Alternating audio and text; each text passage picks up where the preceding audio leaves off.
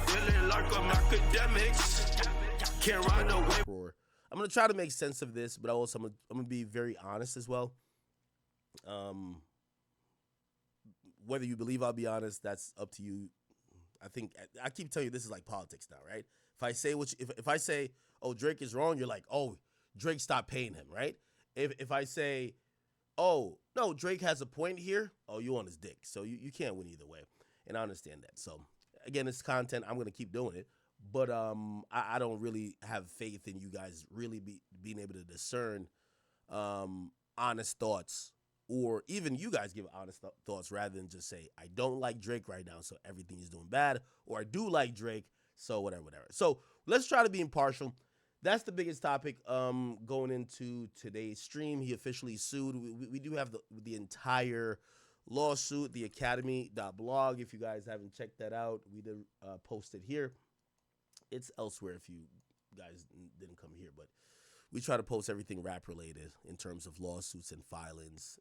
The entire paperwork we post here, and essentially this is how it starts, and we're gonna kind of get into this whole thing, and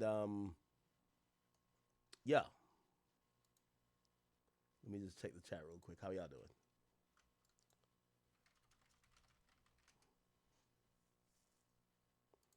I gotta put like a dark mode on. I hate not being. You know when it's on like light mode, I gotta like open up my other computer to like see what the hell's going on, because I can't see the chat.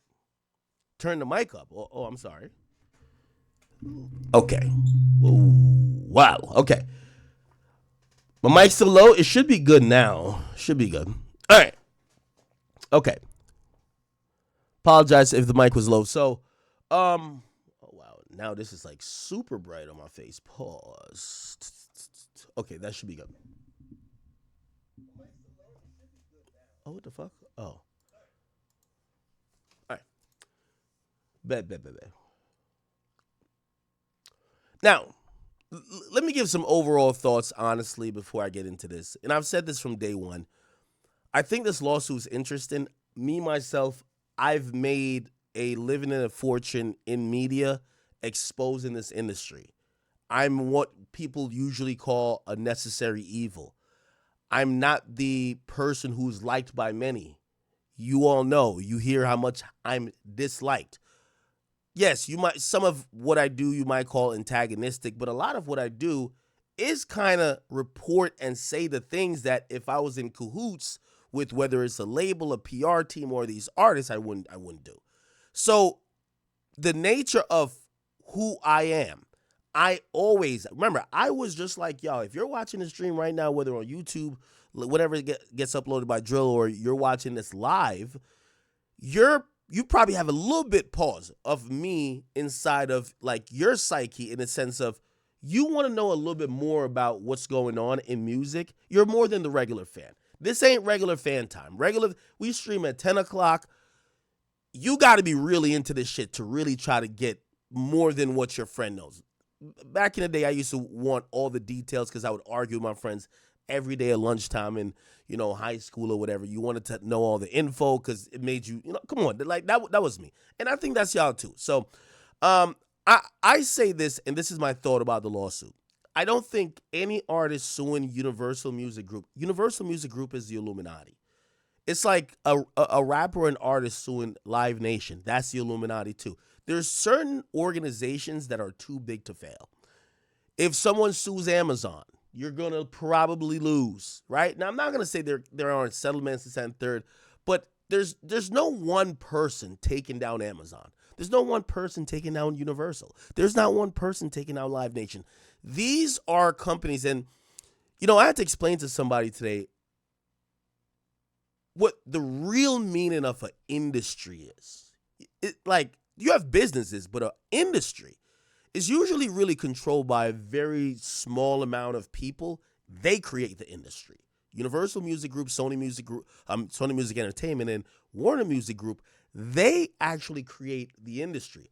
Why? Because the way how they operate, they basically have a ironclad, well-oiled machine that is cyclical in how they create music And it's the reason why even of the new catalogs, still 85% of all new catalog ends up being on a major. Everybody talks independent, but Jello Ball just signed, okay? It does basically, if you want success in music, you have to that's kind of what the industry is. You got to get in the industry. You got to get with the people controlling the shit. How do they control the shit? They own part of SoundCloud, Spotify. They have these deals and shit like that. I made an explanation to someone today because they were like, well, Drake could just go independent. This is the reason why I've never liked Drake suing Universal. Now, we'll get into his reasons that he claims. And by the way, he hasn't spoken on this publicly. He hasn't put out a press release. Universal put out one today. He ain't saying nothing about this lawsuit, other than if you want to believe that Chris Griffith thing. Everything we're hearing about this lawsuit, we're getting it from Drake's filing, and it's a lawyer saying it, which sounds mad federal. That's one of the reasons I think he should speak. Your lawyer is going to make you sound dumb federal. Your lawyer is going to make you sound like a snitch. You know what I mean? Like, bro, you're going to sound real crazy if your lawyer, his job is only tasked with getting the money that you claim you're owed, he's going to say anything in these filings. It's 81 pages. I don't think Drake's going through this with a fine-teeth comb. It's just like these rappers when they go to court and they're like, yo, I'm gangster. They throw up 10 gang signs outside and they be like, yo, man, fuck the judge, fuck the prosecutor. They get to court and get a nice plea, head down. They don't say a word. Yes, sir, your honor. And their fucking lawyer gets them to say yes, ma'am, to every question. And they get out of there and then still act gangster. You know what I mean? They don't do the same thing they do out of court, in court. You know what I'm saying? So, or the lawyer will sign some agreement that makes them look crazy. But the objective is to get out. Anyway, once again, I'm not a fan of this lawsuit. And it's not for the reason you think. Now, the first thing I told you, I'm the not liked person in hip hop because I go for the digging. I want to know your contracts. That's a very private thing and a proprietary thing for most labels and for the people who they're signing. They don't want Akademiks to know your contract. I want to know your contracts. I've done a lot of finagling to get niggas contracts, management deals, all type of shit. Send it to me anonymously. Listen, anytime I love when an artist beefing with his label, I get on the phone with the label owner. I said, yo, just send it to this. Just send it from a random email. I'll just cite it. You know how many times I help labels expose their artists and I help artists expose their labels? I'm just that guy. I'm just the guy of wherever the mess, but as long as it's truthful and something that could be content, I'm going to get to it. So in that sense, of course I love a lawsuit against UMG.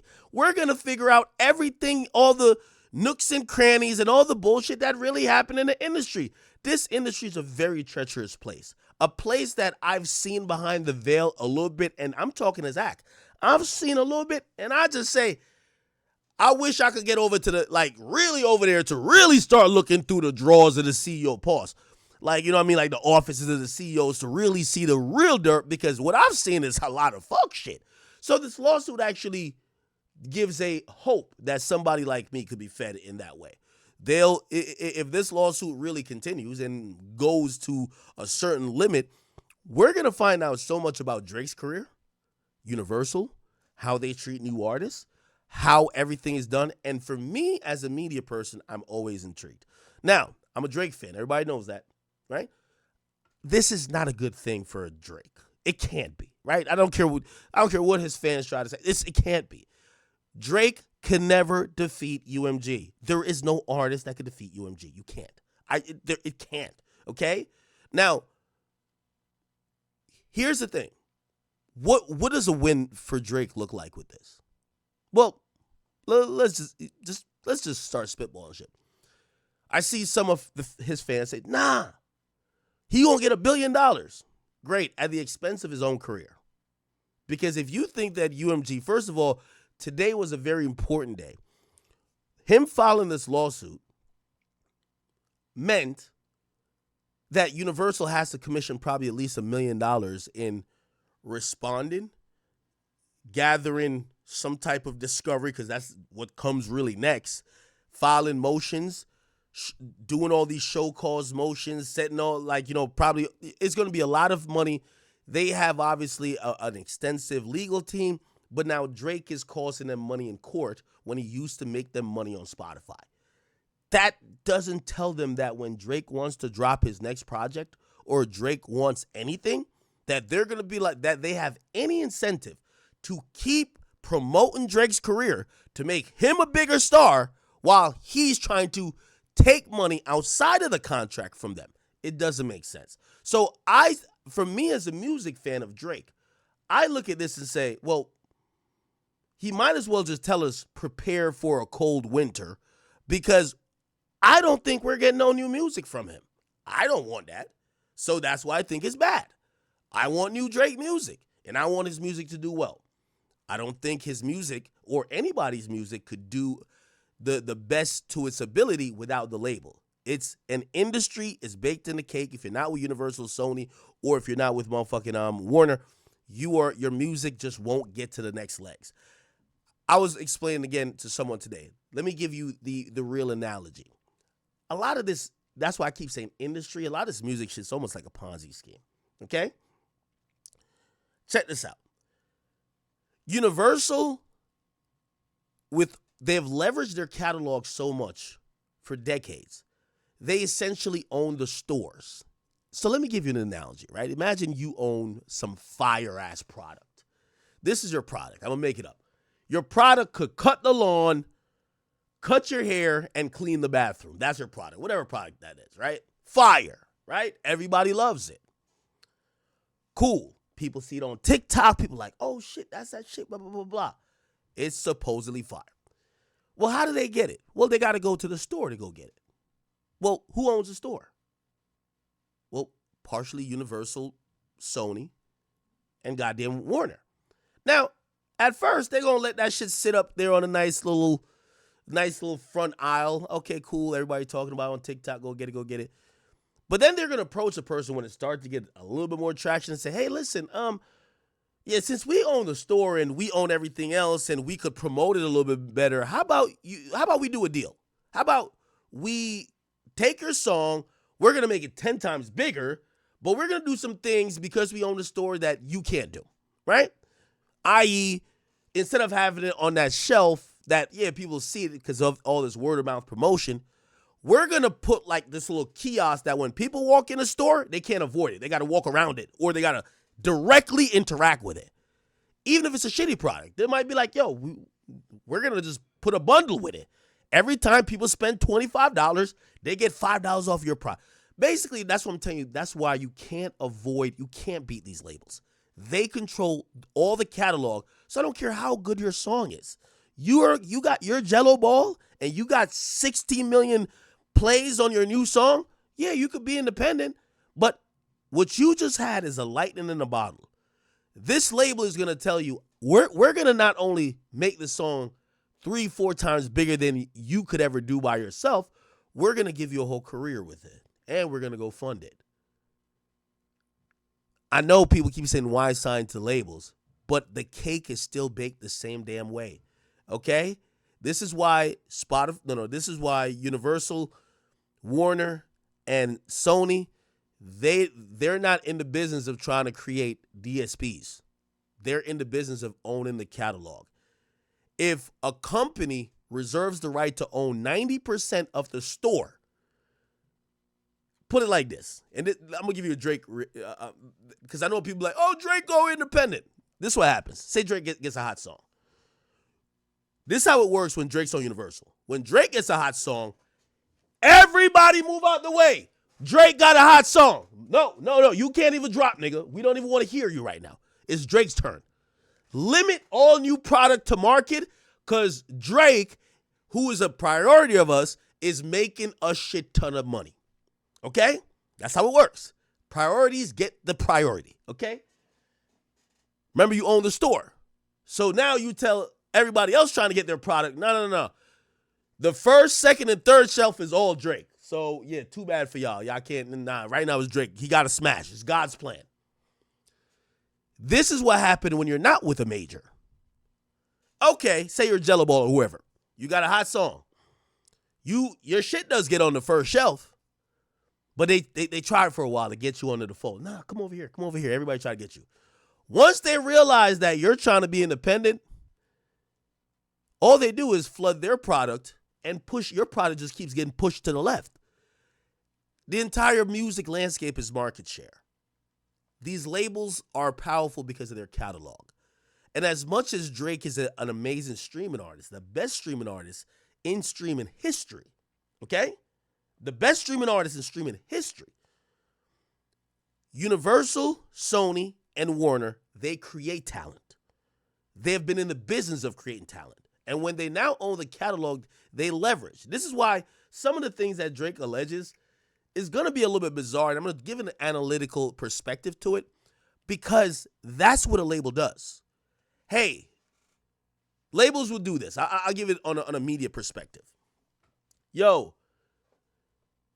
I give it okay. This actually happened at when I was at what do you call it? Complex. Okay, Rock Nation leverages, I don't know, they'll leverage a big artist. I forgot what the big artist at the time was. But actually, I could do it even with Capitol. Capitol used to leverage the Migos, who was hot as fish grease at the time, and say, if y'all want this Migos interview, you got to go interview that person, that person, that person, that person, that person, that person. That's leverage. That's how the game goes, right? So these labels are all about leveraging, right? So this is why when, Drake is going to allege certain things like, the company has leveraged its position to get this other song popular. I'm like, well, that's what a label does. Like, labels, that's their whole game. This is why independent artists have a really hard time competing with major labels, because a major label will leverage their biggest artists for their smallest. Like, I'll even give you another example. Hopefully you guys are keeping up with me. We're going to get to the lawsuit. And by the way, I hope you understand. I'm trying to give you like a really layman's term explanation before we get into the weeds. When I was signed to Spotify, right? Again, I'm using different entities and different businesses and different business models to tell you when you're in an industry, this is how it goes. It was reported on The Verge. There's a Verge website article about this. I want to pull it up. I just want to give you the anecdote. It basically said that Spotify would leverage Joe Rogan to get everybody else ads at a higher rate. They would say, hey, if you want to buy ads at, I don't know, maybe $1 million for like 3 ad reads from Joe Rogan, you got to spend at least $500,000 on these other shows that are our priorities too. What does that mean? That one big artist was getting other people money and subsidizing the rest of the people, right? So Joe Rogan was helping subsidize the rest of the business. Now, again, what I'm trying to tell you is that when you're whether it's Spotify or podcasts to a certain extent, I wouldn't say they're nearly like labels, but when you're like labels, you get to damn near almost create the next thing. You get to limit also people who are independent who don't play the game. That's very, very important. It's always happened. This is not new. It's happened before Drake, and it's going to happen after Drake. So there's a few instances in the lawsuit that Drake is like shocked. It appears that he's like, whoa, why are you doing that? It's like, well, what did you think a label was? This is what a label does. So for the people who do think that Drake could go independent and get half of the results, you're wrong. Second of all, there are some things we're going to find out. Well, before I get to second of all, I give a slight critique. I hate this lawsuit. The lawsuit uses public information rather than Drake's private information that he has with his label. Yes, we understand that DJ Akademiks interviewed some guy who botted some streams for Kendrick. That's cited in the lawsuit. Funk Flex talked about payola that happens on radio. That's cited in the lawsuit. But what would have been more important is information that we probably wouldn't have known, which they omit like completely. I don't know if it's there, but they omit it. First of all, if the offending party is the label you're signed to or your priority, it shows nothing about Drake having any communication with his label saying, yo, you're promoting a song that's calling me a pedophile. It doesn't say anything, at least from what I read. I'm going to read it again in front of y'all, but yeah, I would like to see that. So when did you ever tell UMG, yo, you're promoting a song that's calling me a pedophile, could you stop? Did you send him a cease and desist? That's normal. If we're gonna file lawsuits, that's normal. Did you communicate with them that this is hurtful? Did you communicate with them after your house got shot at and you had to move your son out of your school, of his school? I think that was what he says. We're going to get to it. Did you communicate with that label to say, hey, did you communicate with them in Spotify to say, hey, you have my house as a cover art to this song and my house just got shot at? Stop. Because if none of those things or communications happen, it seems a lot like it's happening in post when really nothing could be done. I guess you could get money, but it then would lead the like-minded people who I see are a lot on Twitter who are saying, no, this lawsuit's only filed because you lost. You get what I'm saying?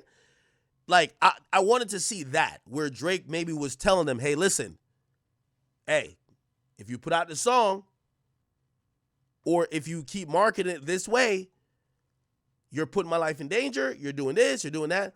The lawsuit omits all of that. It doesn't show Drake talking to his label at all. Like, what the hell? Like, bro, you've made these guys billions of dollars. You've made $1 billion.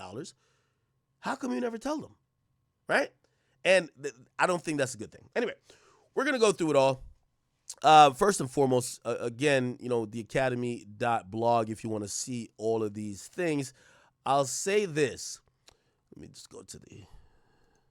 So yesterday in New York court, Drake, he filed this thing to drop the petition, right? So it's a... to give in layman's terms, it's gonna be so much court terms. And I hope when you guys watch me, you understand that I'm trying to break shit down, not trying to make you a law student, right? So when Drake filed this petition, right? This petition was a pre-action in court that was trying to petition the court to basically get pre-discovery that was needed to file the lawsuit. Now, that was an interesting move, and I actually thought it was like a kind of a pussy move. I'm gonna tell you why. Because I didn't think Drake was gonna file a lawsuit at all. I was like, why not just file the lawsuit? Instead, what the petition was asking for was, yo, show us some of the things that we have no access to that we could get the proof to file the lawsuit. And I'm like, just file the lawsuit, then ask for that in discovery. That's what people do. So I thought this was a leveraging play from Drake. I'm going to be honest with you. I thought Drake at some point was going to drop it after Universal probably be like, this is a bad look for us, whatever. But me, honestly, I think secretly, I think Universal, this is me speaking, y'all. I think Universal has responded in a way that Drake didn't think they would respond. I think they're saying to Drake, oh, you really think you that nigga? Well, fuck you, fuck a settlement, and fuck your career. I think that's exactly what they're saying to him. And I think they looked at the petition and said, brother, we got nothing to talk about. We could play hardball. We'll tell you how this is going to go. We're going to beat your ass in court. And while we beat your ass in court, your career or what's left of it, we're going to just watch it wither away because you can't drop music without us.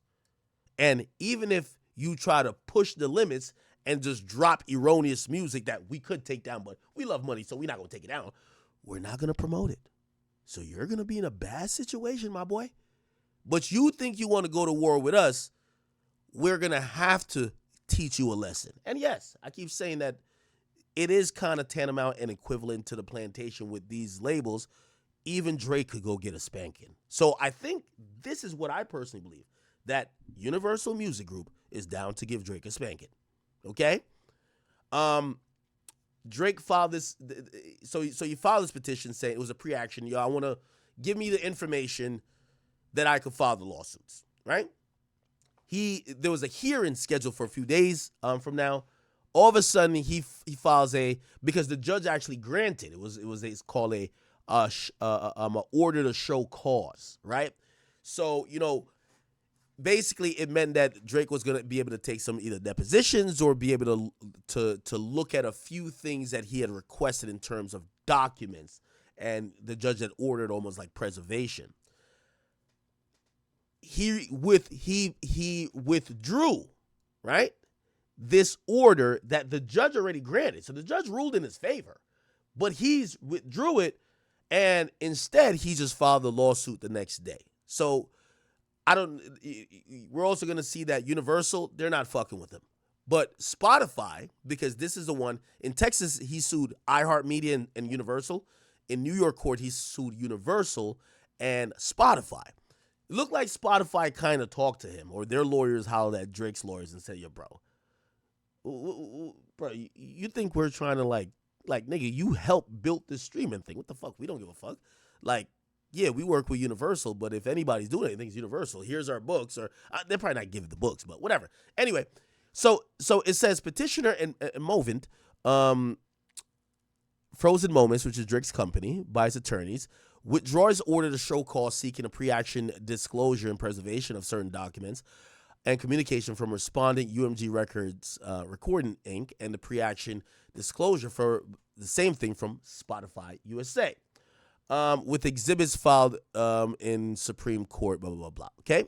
It says that the petitioner hereby voluntarily dismisses this special proceeding to all respondents without cost to any party, and the plaintiffs met and conferred, okay, with respondents on the 14th. So that will be yesterday regarding this filing. Spotify, which did file an opposition to the order to show cause, responded that it has no objection with the withdrawal and discontinuance. Okay? So Spotify is basically saying, all right, cool, you don't want to continue, bet. I'm pretty sure some type of agreement got made to say, yo, we're going to find, and by the way, you know, Drake could have got the information he needed, however he did.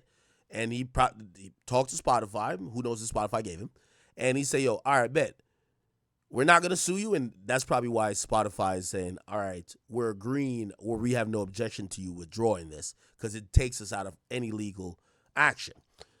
UMG didn't file an opposition to the order yet, and it did reserve its position, and they're saying that's their position after this meeting. Oh, my bad, I can't see it. Reserves its position after this meeting on January 14th, yesterday, right? So that happens, and then immediately today we get the lawsuit. Now, this is 81 pages, people. Okay?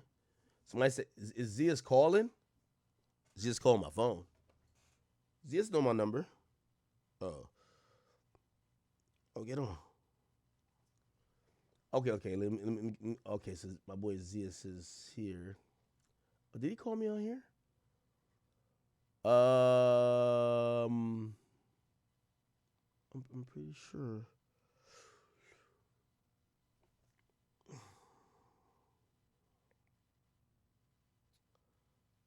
Okay, let me talk to my boys. Yo, so Zias is joining my Discord. Could somebody help me out? Just get him in the chat with me. And yes, if you guys don't know, again, we're gonna go through the whole thing.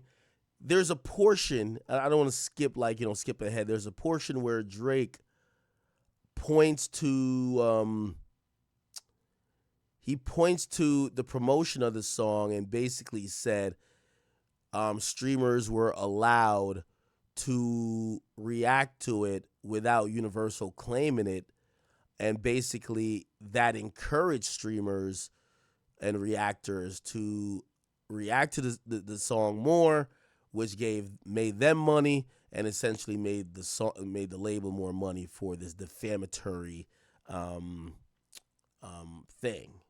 Give me a second. I'm in chat niggas, by the way. So if somebody could help me out, that'd be great.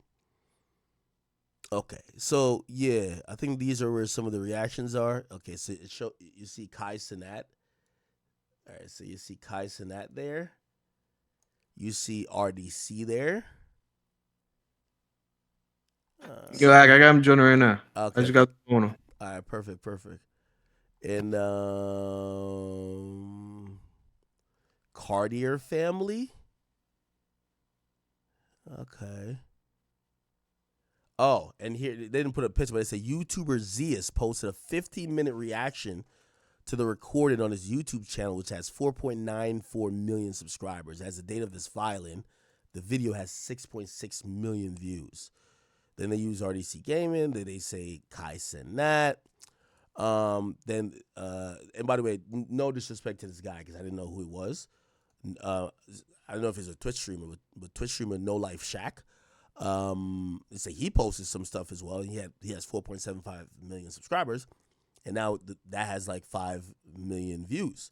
Didn't really know who these guys were either. Cartier Family, but that's a YouTube channel with over 1.4 million. So again, and I'll read this. I guess we are jumping ahead. It says the effect of the whitelisting of the recording was massive in media. They're able to play the recording in full in their own videos as a profit from and to profit from them. Content creators rush to republish the recording in reaction videos. As just a few examples, it lists these. Then it says these content creators could not have legally republished the defamatory material in full or profited from the reactions without UMG first whitelisting the recording. Okay. All right. So we're gonna holler at Zeus.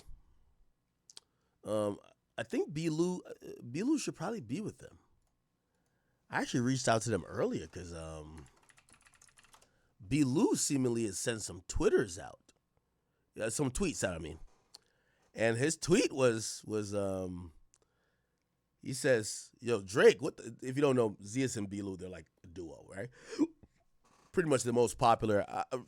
Chat, will we say #1 most legendary music reactors ever, right? Zeus and B-Lou. Like, there's a lot of reaction channels. Obviously, Shot to Flight and everybody. But like, we're talking about music reactors. I think Zeus and B-Lou's #1 all time, right? So B-Lou says, "What the fuck I do to you?" The computer say, Floyd said, fuck T.I., fuck Nelly, fuck 50. I'm like, what did he say fuck me for? Woke up, I look at the computer. All right, okay. Hey, by the way, Ray, Zia said he did join, so just like get him in here if you can. Appreciate you. All right, okay. So B-Lou said that. Then B-Lou posted. He says, "Yo, Drake, keep your name on my mouth," with like an AI photo of Drake in like a rat outfit with the cheese. It looked like he's in a refrigerator. Why does his feet like this? What the hell? God damn. This looks like an Adonis like outfit for Halloween, man. Why they play with my boy Drizzy like this, man? Anyway, then he says sometimes you gotta pop out and sue niggas. Drake 2025, and I think which movie is this from? Let me see if y'all know. This is that infamous scene, right?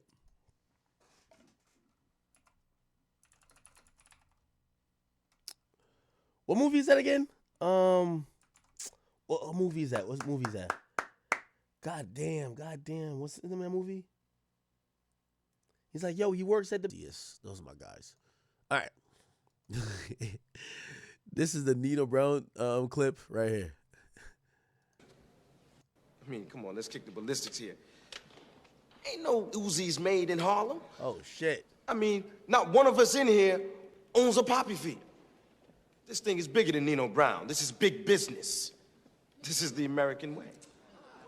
Oh, shit. I'm sure that the court was enlightened by your geopolitical tirade, Mr. Brown. I just want to start snitching. Fortunately, See, I didn't have the chances that you have, Miss Barr. Oh, here we go. I mean, I wanted to get out, but they threatened to kill my mother. who are you talking about, Mr. Brown? What Man from the day? bank. Hey, look at it. Kareem Akbar. Oh, shit. That's right, the educated brother from the bank. The educated brother from the bank. He's the real head of the CMB, the brains behind the whole thing. I told you, this thing is bigger than Nino Brown, and I got a list of proof. This shit bigger than Nino Brown, man. All right. All right, people. All right. We're back at page one. Sorry. Are y'all with me? Shout out to all, oh, wow. Shout out to all 6,000 people on the Academy. I think we got about like 9,500 on King Akademiks, and we almost got 3,000 on Twitch, man. Shout out to everybody who's watching, and of course all my people watching on Rumble as well. All right, so we're gonna get into this lawsuit. It's a long lawsuit. Again, I'm gonna try to give you a good mix of information, but also breaking it down into some layman's terms because some of this stuff could be confusing. So again, Drake files as his real name here, right? Now, I do want to say that, remember in one of the petitions, in the New York petition, Drake didn't file as himself. Drake filed as Frozen Moments, which led me to believe that Drake was trying to conceal his actions. Yo, could y'all hear my dog or not? If y'all can't hear him, I'm about to shut the door on this nigga. I ain't gonna lie to you. Hold on. It's loud as shit. Oh. Yo, chill the fuck out, nigga. Now I won't hear. Anyway, perfect. Good thing I built this. This thing is like a studio. All right, so cool. So Drake had filed in New York court as Frozen Moments, which is a company he owns, and by the way, that's a company that owns his copyrights for his music. However, since everybody has found out that it's Drake, Drake is now sued directly with his name. So it's Aubrey Graham versus Universal Music Group, and this is a really interesting lawsuit because of a few things. So check this out. So number one, it says the complaint here is Drake, through his attorneys, bringing this complaint against UMG. Now, the introduction starts off very interesting. It starts off with a quote from the chief executive officer of UMG, which is known as Lucian Grange. It says a single lie can destroy a reputation of integrity and ... While it takes years to build a reputation, it could be ruined in 5 minutes. Now, let me just look up this quote because I think I know where this quote is from. Okay? I think I know where this quote is from. Give me a second. I don't think, no, that's not it. Where is it from?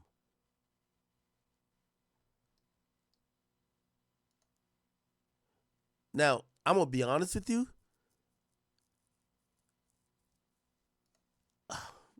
I wanted to prove it to y'all, but I think this quote is from a lawsuit that involved Diddy. That they tried to sue UMG and Lucian Grange, claiming that Lucian Grange was at some of these freak-offs or parties of Diddy and attended his home frequently. UMG's lawyers, on behalf of Lucian Grange, I believe, responded swiftly and vehemently saying, yo, bitch, you lying. Lucian Grange never went to Diddy's house and wasn't in LA or wherever at these times. And basically, in attacking that lawyer that made those erroneous claims, they quoted this, which isn't a original Lucian Grange quote. Is actually, I think they track it back to it's either Warren Buffett or somebody else. So that's where that quote is from, which is ironic. Because I think Drake is using a quote that was derived from a lawsuit that was trying to put Lucian Grange in some Diddy shit, all while some people would say what Kendrick accused Drake of is some Diddy shit, right? So number one, it says, in the middle of the night on May 7th, a armed group of assailants drove up to the Toronto house in which Drake and his family resided. Drake was inside. The car stopped in front of the residence.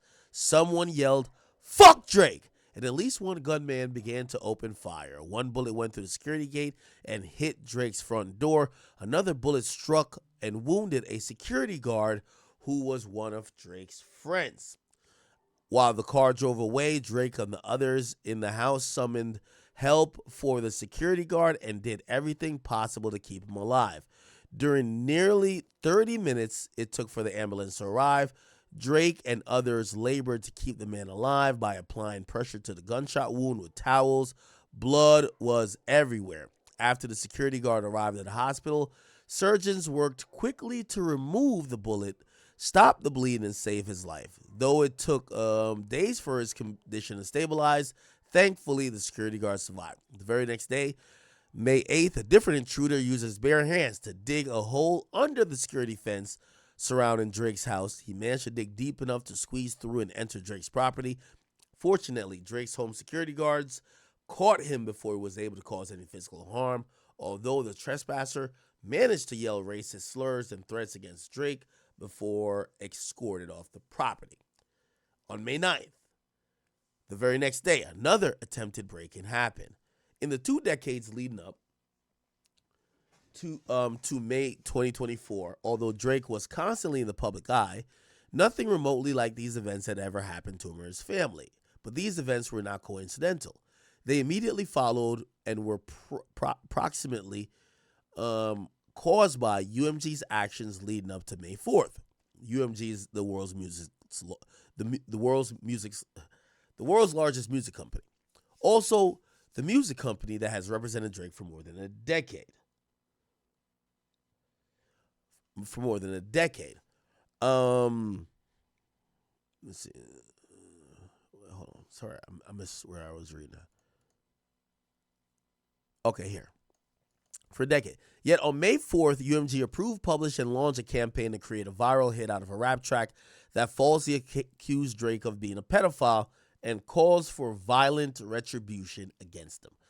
Even though UMG enriched itself and its shareholders by exploiting Drake's music for years, and it knew its salacious allegations against Drake were false, UMG chose corporate greed over the safety and well-being of his artists. In controversy, UMG saw an opportunity, seized it, and continued to fan the flames, even after learning that the incitement of violence on May 7th and 8th, along with the unrelenting vitriol towards Drake that has followed.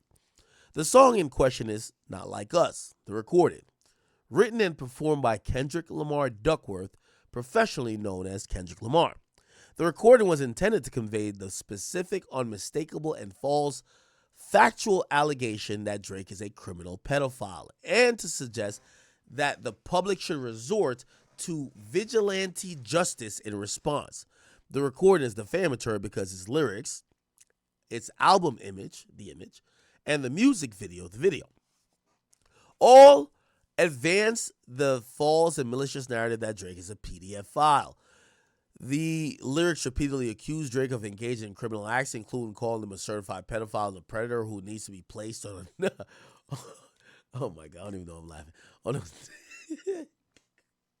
On a neighborhood watch. The image was designed to reinforce, and in fact reinforces the accusation by depicting Drake's actual Toronto's house, covered in the icons that are known to be used by law enforcement, as well as public safety applications like Citizen, to identify sex offenders' residences online.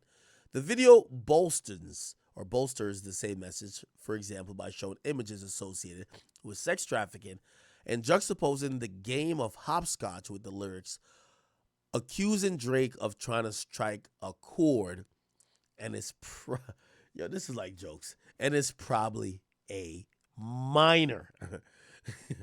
Wow. The lawsuit isn't about the artist who created Not Like Us, so he pretty much says, I'm not suing Kendrick.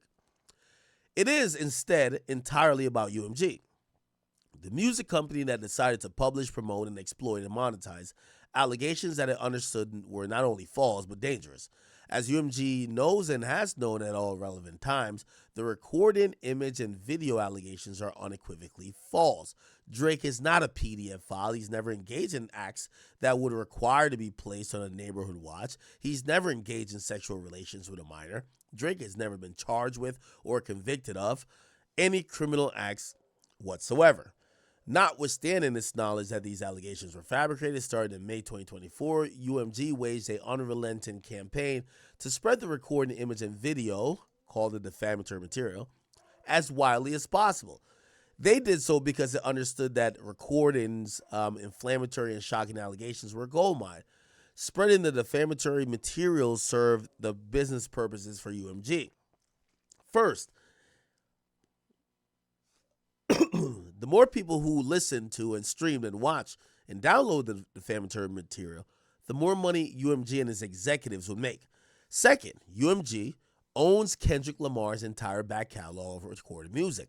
The leadership of Interscope had every incentive to prove it could maximize Lamar's sales after only recently persuading him to enter into his own direct license for a limited recording commitment of new music. Third, in contrast with Lamar's first direct deal, UMG's contract with Drake was nearing fulfillment. What? In contrast with Lamar's first direct deal. Okay, so Drake's new deal was almost fulfilled. And on information and belief that Universal anticipated an extended Drake's contract, that extending Drake's contract would be costly, by devaluing Drake's music and brand, Universal will gain a leverage to force Drake to sign a new deal on terms more favorable to UMG. UMG's campaign was successful. The recording cloaks cleverly dangerous lyrics behind a catchy beat and an inviting hook. Capitalized on those attributes, UMG used every tool at his disposal to ensure that the world would hear that Drake like him young. The defamatory material has been played billions of times. Its false central message has gone viral via social and legacy media channels in dozens of languages. At minimum, hundreds of millions of people spanning the globe. It's not just fans of rap who now believe Drake is a certified pedophile. The recording has been ubiquitous. UMG used its promotional resources and exclusive licensing rights to place a recording on numerous nationally televised events, including but not limited to award shows, national political events, and more. But billions of plays and ubiquity was not enough for UMG. Over the course of the last several months, UMG made several financial investments that leveraged the professional connections via sophisticated and highly organized publicity campaigns to arrange for the recordings to be performed at one of the most significant and viewed cultural events of the year, the Super Bowl. UMG is legally responsible for the release, publication, and promotion of the defamatory material, including the foreseeable consequences of the same. UMG's business is to possess the exclusive rights to reproduce, distribute, and license music, including over the internet. In other words, it is only with UMG's explicit approval that the defamatory material could have been released in the first instance and later streamed, shared, and performed publicly and exploited by content creators on TikTok and on Instagram. UMG's campaign went well beyond the traditional music company's playbook. Indeed, UMG has unleashed every weapon in its arsenal, include on information and belief, certain practices that are unlawful. They're talking about bots. In memorandum to staff reflected on the highlights of 2021, Sir Lucian Grange remarked that it was harder than ever for artists to break through the noise. As for example, 60,000 songs are added to Spotify every day. UMG made sure that Not Like Us broke through the noise. For one, UMG took the unprecedented step, contrary to his internal practices, to remove the recording's copyright restrictions on YouTube and Twitch, thereby whitelisting the recording. That's what they're talking about, giving streamers the ability to stream it. Thereby whitelisting the recording to ensure content creators would republish it broadly. On information and belief, UMG and its agents further put a thumb on the scale by covertly offering financial incentives to third parties to deceptively stream the recording on streaming platforms, to play the recording on the radio, or to otherwise promote and endorse the defamatory material, all without ever disclosing the payments. These actions not only spread and further ingrained the defamatory statements in the minds of the public, but deceived the consumers and harmed Drake economically. Predictably, millions of people who listened to the recording or saw the image believed the defamatory material to be true. UMG has previously published Lamar's song Euphoria, which was widely understood to be targeted at Drake, which stated, "Don't tell me no lie, I won't tell no truths about you." As voluminous public commentary confirms, the average listener and viewer has understood that the defamatory material to reflect the truth rather than the art or hyperbole. In the words of the commentator, everyone believes that Drake loves touching children.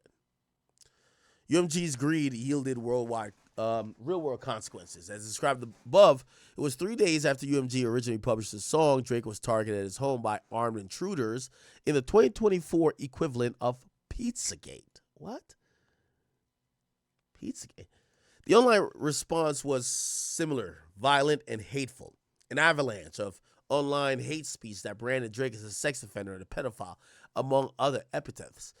Public commentary has repeated the false claim that Drake is a pedo and a sexual abuser on the level of Weinstein, Diddy, and Epstein, who traffics children in a shipping container and harbors convicted sex offenders in his Toronto home.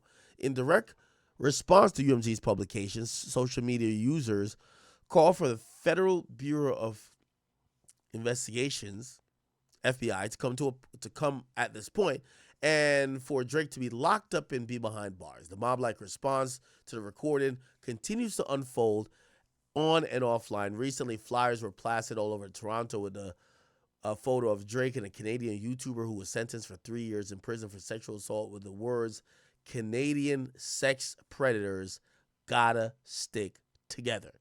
With the palpable physical threat to Drake's safety and a bombardment of online harassment, Drake fears for his safety and for the security of his family and friends. After the attacks on his home, he pulled his son, Adonis, out of his elementary school he attended in Toronto due to safety concerns. And once school ended for the summer, Drake arranged for his son and his mom to leave Toronto entirely. Day to day, Drake continues to take steps to address persistent threats to his security. The violence and vitriol towards Drake was foreseeable. The recording falsely accuses Drake of one of the most vile behaviors imaginable and explicitly calls for retaliatory and violence retribution against him. The false pedophile accusation is a devastating, effective method of assassinating someone's character online. While when spread virally, the accusation could destroy individual's reputation in a brand in a matter of days. As one expert on conspiracy theories has explained, there's always been a certain amount of salaciousness in these conspiracy theories, and if it involves children, people immediately just lose their minds, even if the children don't exist. If you put out the suggestion out there, it grabs a hold in a way that is difficult to dislodge. UMG understands how dangerous these kind of allegations are. Indeed, when it comes to allegations against UMGs and executives, they have not hesitated to take legal actions against their accusers. Just last year, UMG and Sir Grange was accused, in their words, without the slightest factual basis of aiding and abetting, okay, here we go, Diddy in his criminal sex acts. Moving to dismiss the complaint against them, UMG and Sir Lucian Grange argued that the accusation were offensively false of criminal behavior that would be libelous per se, if not contained within a legal filing. Sir Lucian Grange called the allegations against him, knowing that they were malicious, false, and defamatory. He also explained that a single lie, okay, so it was from that, so I get proof now, destroys a reputation and integrity while it takes years to build, okay? The recognizing false allegations against him might interfere with his efforts. Oh my God, there's a lot of fucking reading. Ooh, let's not do that, Cardi. Give me 1 second. I gotta go grab some water or something and take a piss. Hold up. Law and Crimes. I'm gonna let Law and Crimes talk. He was hip hop's biggest. Wow, I think I'd have to talk about Drake. Did they? No, they didn't. No, they didn't talk about Drake all day. What?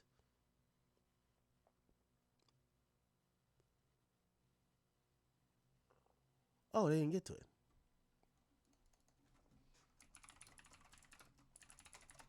Just give me 1 second. My throat getting dry. Pause. Okay.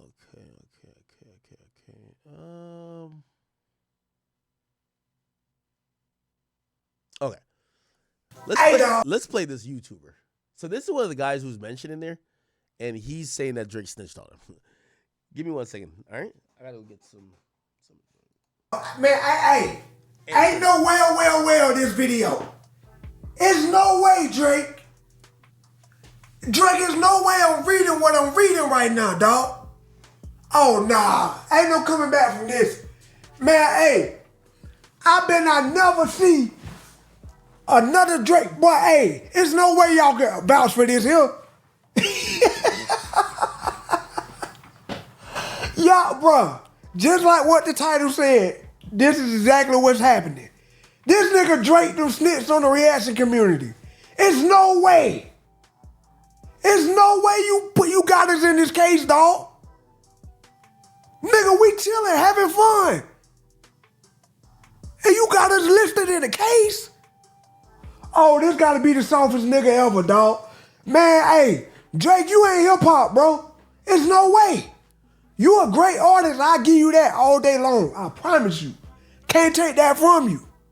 But bro, you gotta be the softest nigga in the history of Earth. Yo, look at this, y'all. I ain't even finna waste y'all time, dog. Look at this shit. Look at this. Read, nigga. Can y'all read? Read it. I'm gonna give y'all a couple seconds to read it. And then I'm gonna read it. This is real. This is real. The top part. This is what I said when I saw it. Drake, ain't no way you snitching on me, bro. I can't believe this nigga got my name right there. He got RDC. He got Cartier family. He got, who else? Ziz, Castanet, all the big niggas. If you gonna put some of us, you gotta put all of us. You can't just put the big niggas. Man, there's no way, dog. Yo, this nigga really said, he said the label, UMG, gave content creators basically the right to monetize our videos to spread, to defame his image, basically. Basically, to make him look bad, they let us monetize our content. Nigga, what? That makes no sense. We was gonna react to it anyway. Whether we got paid or not, nigga, we still was gonna react. Dre, you must be new here. That's the biggest thing we complain about. Copyright, nigga. Copyright. Niggas was gonna react anyway. This is the biggest beef ever, nigga. Do that make sense to you? Man, ain't no way this nigga this crazy, dog. This nigga said they let us monetize our video to spread his defaming even more. Drake, we wasn't thinking about you, bro. We wasn't thinking about how it made you look. Nigga, we was happy about the beef as a whole. Nigga. Music reactors was happy it was beef. Y'all was going track for track. That was the greatest thing that happened last year. And probably like the past 20 years. We ain't cared nothing. At the end of the day, nobody expected to get paid from that beef. Cause we just knew it was gonna get copyrighted. We can't help them niggas ain't put claims on that stuff. That ain't our fault, nigga. That's not our fault.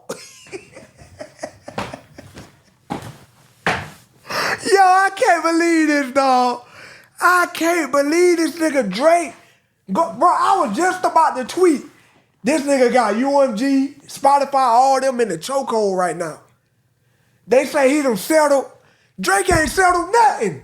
That nigga Drake, he act like he settled so he could just drop the real lawsuit. Now he really on their neck, which was smart. I gotta give him that. I feel like he got them boys right where he want them.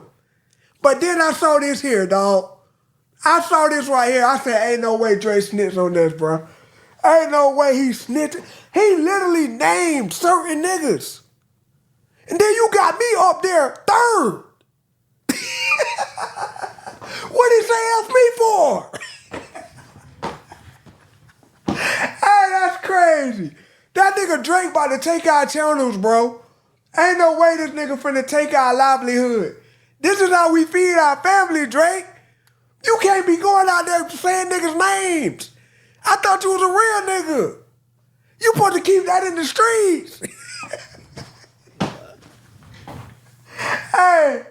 Hey, y'all, bruh. Hey, Obviously, I'm not taking it serious. So I guess he's like I think he's a reviewer, like a reactor. So he's like upset. Okay. All right. I might have to try to speed through this because this is a lot to read. Okay. I do want to get to some important stuff. So many months. Oh, okay. Here we go. Oh, okay. I didn't know this. Many months prior to filing this litigation, Drake attempted to privately deal with these claims with UMG, right? Clearly, probably say, yo, UMG, I think y'all fucked me over. Give me my $600 million and blah, blah, blah, right? Drake believed, per Sir Grange, that UMG's leadership should be held accountable for the decisions we make and how we conduct ourselves. That's probably a quote from Lucian Grange. As UMG purports to care about threatening and abusive behavior, indeed, UMG's code of conduct notes harassment can take different forms. Speech that is threatening or abusive and declares that violence, threats, and physical intimidations are not tolerated at Universal Music. Yo, Drake, gang. Yo, Drake. Yo, I got to send you this message publicly. Bruv, you got to just be like, yo, my lawyer was tweaking a little bit. What? Nigga, we love violent music. What you like? No. This is, you got your lawyer quoting a UMG handbook policies for employees. Y'all are rappers. We love when niggas kill niggas and rap about it. I love personally, my favorite genre of music is indictment music. I don't know what type of handbook shit they talking about, nigga. They're like what the hell? UMG purports to care about this and the code of conduct in UMG. What the hell? Ain't no code of conduct for rappers? Nah, Drake, yo, listen. I know y'all gonna say I'm shooting him some bail, but listen, Drake wasn't that tapped in when this lawsuit was getting cooked up. Trust. It says speech that's threatening or abusive. Nigga, that's the best type of rap. And declares that, Drake is even rapped about, spinning blocks. It said, violence, threats, and physical intimidations are not allowed not tolerated at, hold on. Wait. How am I hearing this? Oh, okay. Not tolerated at Universal Music because we share the responsibility of safety. Yet in response to Drake's concerns, UMG responded that Drake would face humiliation. Well, they were right. UMG told Drake, yo, you're going to be humiliated if you sue us. Presuming that the public would not be able to understand UMG's role in exploiting and profited from this dispute. UMG's posture in the world's largest music company was that it was untouchable.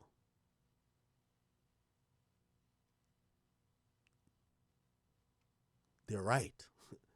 I'm sorry, I fuck with Drake, but they're right. Everything they just said is right. Yo, Drake, if you sue us, you're getting humiliated. Drake's getting humiliated. Yo, we're the biggest music company. What the fuck you think you're gonna do? UMG's response to Drake was especially perverse, given that that is perfect willing to sue to protect its own interests when it believes that doing so will protect its property. UMG is engaged in the business of acquiring, administering, licensing, and exploiting, and otherwise monetizing the music of artists, including Drake, and does not hesitate to file lawsuits when doing so when it suits its financial interests. This lawsuit is necessary and appropriate because UMG has repeatedly defamed Drake while exploiting Drake and monetizing his work. With his own record label have waged a campaign against him and refused to address the business matter, Drake has been left with no choice but to seek legal redress against UMG. UMG may spin this complaint as a rap beef gone legal, but this lawsuit's not about a war of word between artists. This lawsuit includes no claim against Mr. Lamar or any other artist. It's about UMG, the publisher and exclusive right holder of Lamar's music, as well as Drake. And its malicious decision to publish and promote through covert means false allegations about UMG that they knew were false, explosive, inflammatory, and certain that it would both result in vitriol and substantive harm to Drake's reputation. Notwithstanding the relationship spanned more than a decade, UMG intentionally sought to turn Drake into a pariah and a target for harassment or worse. They did so not because it believed in the false claim, but instead it would profit from damaging Drake's reputation. They're then bringing this lawsuit to hold UMG responsible for the actual foreseeable harm Drake has suffered and will continue to suffer because of UMG's choice to elevate profits over the well-being of its artists. Yeah, I ain't gonna lie, man. This lawsuit makes Drake look horrible because even his lawyer is saying, say you're a Drake fan and you're like, nah, Drake career is fine. Like, yo, he's still number one. Like, he blah, blah, he's gonna, whatever. He's gonna drop new music. Nobody's gonna remember this. His own lawyers are basically saying Drake's reputation and his career is harmed. All right, so we get to a plaintiff thing. We don't need to read that. Jurisdiction, they want over $75,000. Background, we don't really need to get into that. Drake's an international superstar. UMG's a music giant. It tries to break down like the record contract process in the music industry. Control over a single album or other collection of works are governed by multiple contracts, including the traditional recording label deals and distribution, publishing, and licensing deals. In a traditional recording deals, label retains an exclusive right to an artist and their recordings, and the right to the re-recordings, the composition. Okay, seen a bunch of nothing.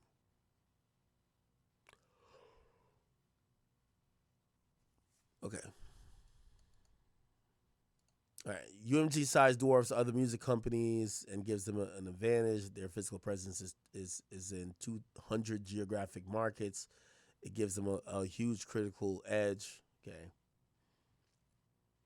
UMG executives are handsomely compensated for exploiting artistic works, this and third. Then they go into saying that UMG reports that executive compensation is driven by its transition to more performance-based packages. UMG executives, including those at Interscope, which Kendrick Music will be coming out of, have an annual incentive program which they're rewarded for meeting and surpassing sales and profit projections, among other metrics. Incentives are largely based on specific UMG division, rather than the performance of UMG generally. For example, the annual incentive or bonus for Interscope CEO John Janik is based 90% on the financial success of Interscope and only 10% on the financial success of UMG as a whole. Okay. They have a long partnership started in 2009. They extended it after 2022 or in 2022. I think that's the $400 million we're talking about, which means that Certified Lover Boy was probably the last album out of the. Let's look at Drake's discography. Okay. So in Drake discography land,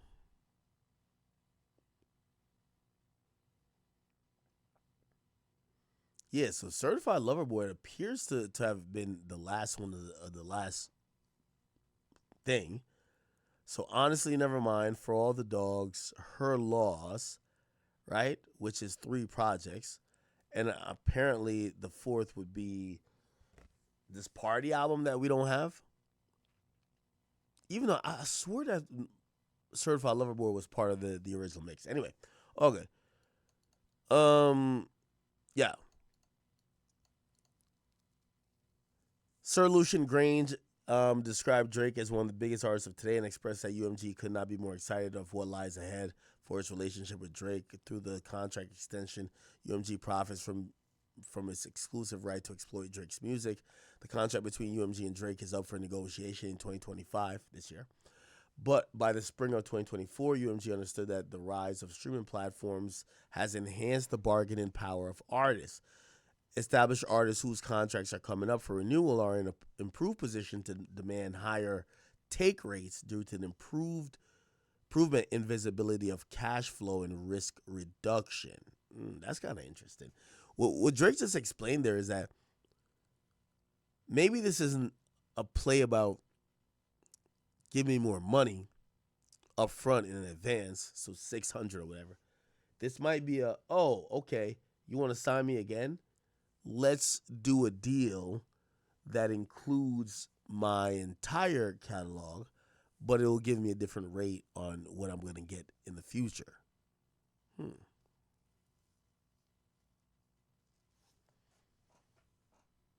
All right. So they said they published the defamatory material on the 4th. They published it on streaming on YouTube Music, Spotify, Apple Music, Amazon, Pandora, iHeart, Tidal, blah, blah. When viewed on Spotify, Apple Music, and Amazon and iHeart, it basically said exclusive license to Interscope, which is a division of UMG, since the defendant initial publication of the recording. The recording has been streamed globally more than 900 million times on Spotify alone as the date of this filing. The song repeatedly accuses Drake of criminal acts, including pedophilia and other acts that would require him registering as a sex offender. Within the first minute, the recordings identified Drake by name and states that Kendrick has heard that Drake likes him young. Wow. This is the whole thing.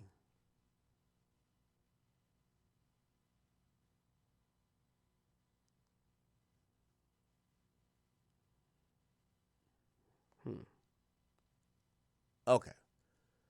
So they say the defamatory material is false. All the allegations is false. Drake publicly denies that it. They're saying that Drake had rapped on the Hard Part 6. He said, never been with no one underage, and that his name is now on the sex offender list. Okay. He's a target of violence. This is when they shot the spot. They're saying on May 7th across the globe in London, someone messed with Drake's OVO clothes and it read "Not Like Us." On May 8th, someone tried breaking his house again. May 9th, there's another trespasser. Okay. They continue to defame Drake by putting out the music. Okay.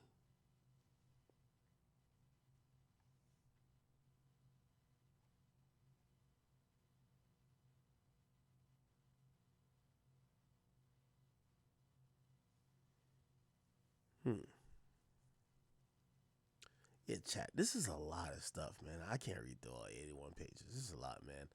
Essentially, they're using like pictures from the Pop Out. Universal Music Group put up a picture of the Pop Out. They're using this whole thing where Drake's house could be seen with the Predator things on top of it. They're also using what else? Let me see. Featured playlists by the label, which they're saying that they were pushing Kendrick's song heavy, right? So this is a cover art. They're using that again. They're saying that they granted license for people to promote the defamatory material. Then also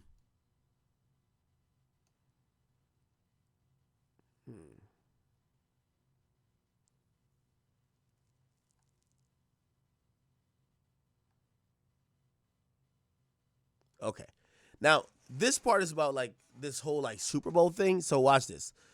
They talk about during Kamala's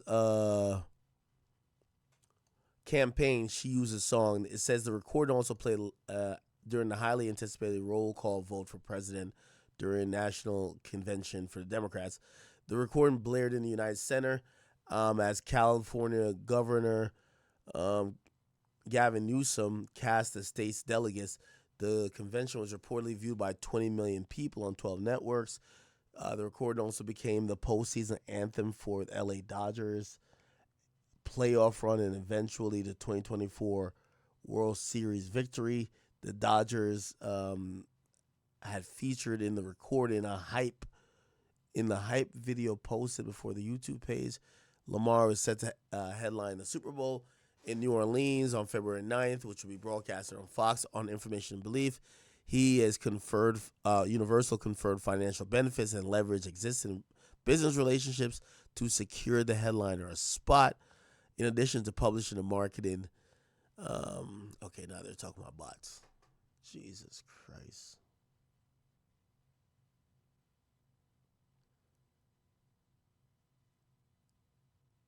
Flex made a comment saying, why Flex even say this shit? Hold on, let me see if I can find it.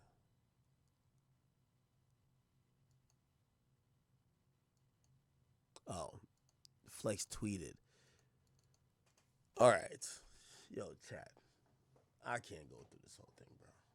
Like this is long. This shit is long, bro. It gets to the streamers though here. This is page 52. And I'm against what Drake is claiming here, right?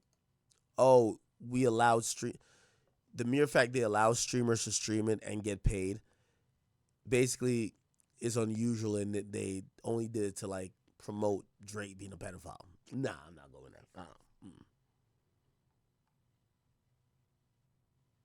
RDC, Kai, obviously we see Zia's name here.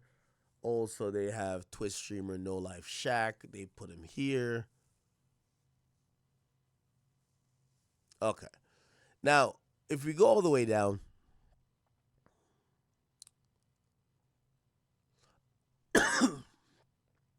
they start showing that people felt this song was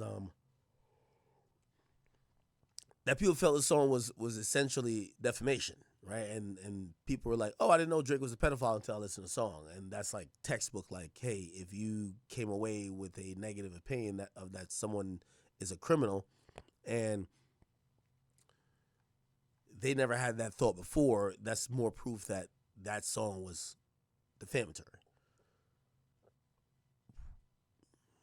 Okay. Then they talk about how Drake was kind of threatened when it says, yo, if you go to Oakland, right? Which I think they got this wrong, right? They said,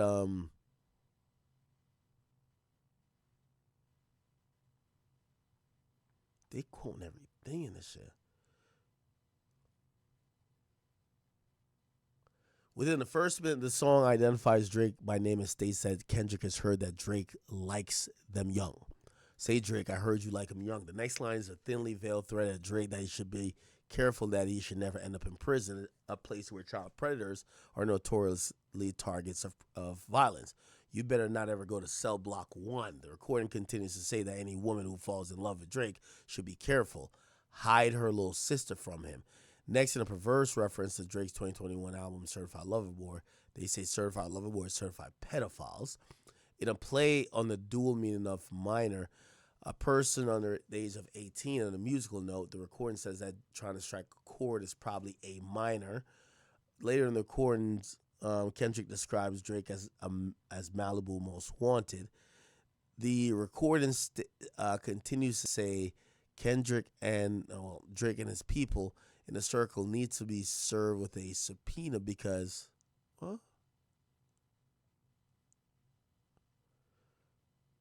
because a predator moves in flocks and asserts that Drake's name has to be registered and placed on neighborhood watch.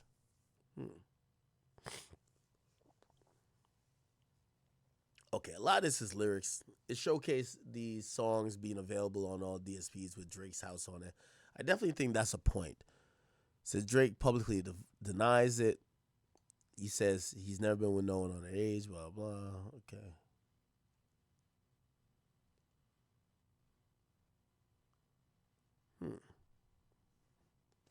Okay. Now, I'm not going to lie, Chad. That shit is long as hell. Give me a second.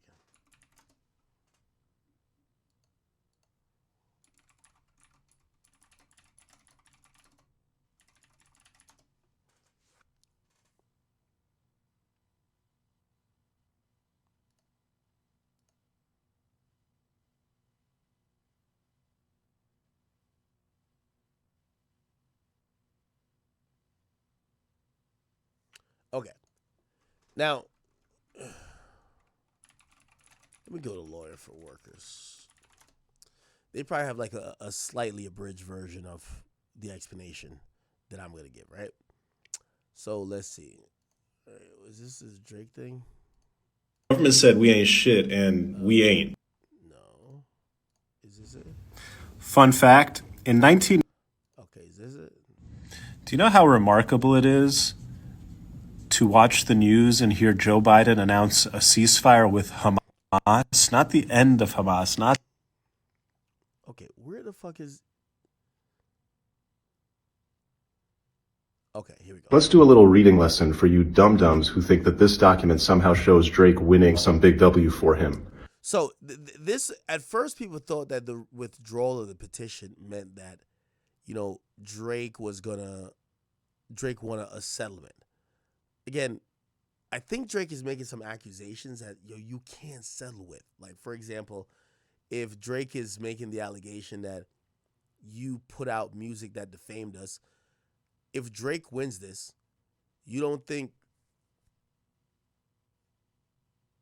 Interscope is going to get sued or UMG going to get sued by the family? Well, I think they already are, by the family of Duck for King Von and also Lil Durk dissing these guys after death and all type of defamations. I mean, every artist could claim defamation when people say something about them, even indirectly. Drake dismissing this petition in this way at this time is going out worse than he did in the rap battle. Check this out. He basically is just filing a document with the court, telling the court, hey, I asked you to start these proceedings. Cancel that. I don't want to do any of that. None of it at all. And then he tells the court what Spotify and Universal's position is on his discontinuance, on his withdrawal. He's asking the court, Drake is asking the court, can you stop this? So when you do that, you have to tell the court, well, what do the other people have to say about it? And he says Spotify has no issue. They're cool with me dropping it. Universal, you would think he can say that, hey, Universal has no issue. They're cool with me dropping it. Instead, look at what he has to write. Universal has reserved their decision on this issue, which means that the court will say, okay, Drake, you're good. Universal, you need anything? Which means that Drake's lawyers went to Universal and said, hey, we're dropping it. Can we tell the court that we're dropping it? They're like, no, don't say anything about my position. You go do what you need to do. Which certainly means, I mean, I can't imagine there would be a settlement of any type in these circumstances. And so this lawsuit... And there wasn't, right? And then, he did another explanation. Let's do a little reading lesson for you dum-dums who think that this document somehow shows Drake winning some big W for him. Reading is fundamental. First paragraph. Petitioner Frozen Moments LLC. It's serving a notice telling the world that we want to withdraw the order to show cause. Fun fact, it's not their order to show cause. They asked the court to issue it. The court did issue it. The court gave Universal until January 15 to respond. But oh, look what happened. Right before that deadline came up was second paragraph. A meet and confer. The parties met and conferred, which means we discussed, maybe by email, maybe by phone, maybe in person. When? A day before this document was filed.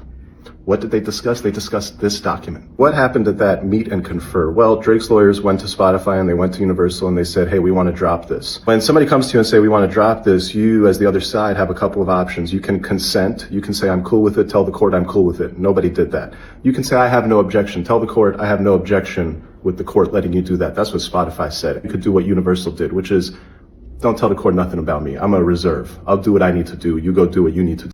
Yeah, so essentially, they're still at odds. Hey, listen, I'm going to take a pause off reading this lawsuit, bro, because I do not want to fall asleep. I don't want to fall asleep with just, like, regurgitating. Why is my mic so low? We're regurgitating, like, all of this bullshit. Yeah, I'll come back to it in a second, all right? I need some type of fucking entertainment. I ain't gonna lie to you. Okay. Did y'all see this? I'm sorry. I'd rather play Cardi B and Offset turning the fuck up. Or actually, Okay, you guys, so Cardi, but I want you guys. Anyway, so, long story short, Cardi B and Offset got all type of squabbling going on. Offset got a new little white girl that he been fucking with. You know what I mean? Offset, new girl. And he's trying to, yeah, this is her. Is this her? Nah, I ain't her. The fuck? It was some white girl. He been having her in the club or whatever. Anyway, he just got a new girl. Like, who gives a fuck who she is? Now, here's the problem. They're both trying to do like these weird things, trying to make each other jealous and like, you know, toxic and crash out. And apparently he spent Christmas with his new girl and didn't get his kids like gifts. And of course, Cardi goes all the way off because I guess Cardi's like, hey, listen, you trying to be petty to me, that's one thing. Being petty to your kids, that's another. Listen to this. Let the Lord handle people, and I'm not going to handle people because I could really ruin people's whole entire fucking life. Wait, I think I switched the topic? Bro, reading this Drake lawsuit is just boring, bro. Like, I'm like reading the shit and I'm like, it's boring. I'm going to read the rest of it. Somebody said I'm running from the truth. No, my nigga. Yo, if I read that lawsuit, I was going to fall asleep in like, I'm kid you now, I was going to fall asleep in like 10 minutes. That's why I'm like, yo, let me at least get another topic in. I'll go back to it after this. I don't give a fuck. Today, tomorrow, every single day, my mouth could literally ruin people's lives. But you know what? I just know that God will handle them. They're just not handling these people as fast as I want them to. By the way, do you guys know that my kids didn't receive no Christmas gifts from somebody in particular? Want to make it seem on social media like I was keeping my kids away from them, like to make movies on social media, but purposely fly to New York to buy their kids gifts. And guess how many gifts did they buy my kids? Zero. And then motherfuckers want to do shit to, you know what I noticed? Every single time that a mother did something publicly to embarrass me, I noticed that they did that on purpose. Because a mother that he was gonna ruin my year and have me up like they had me last year. But I'm so strong. I'm so fucking strong and it doesn't affect me anymore. That even after you try to ruin me, by being spiteful towards me and my kids, I still got my ass up and went to work. Your little games that you do for spite, that shit doesn't bother me no more, bitch. What hurts me though is when I'm trying to be spiteful towards my kids. That's pissing me the fuck off. And then you know what else be pissing me off? You know what else really hurt? Really hurt me, y'all. And I really want to let y'all women, when a mother, you do so much for a motherfucker. Lift them up when they're down. Lift them up when everybody turns their back on them. Pray for them before you pray for yourself. And then a mother come, bother your peace to tell you that you wasn't enough because you never listened. Oh, I wasn't enough because I never listened.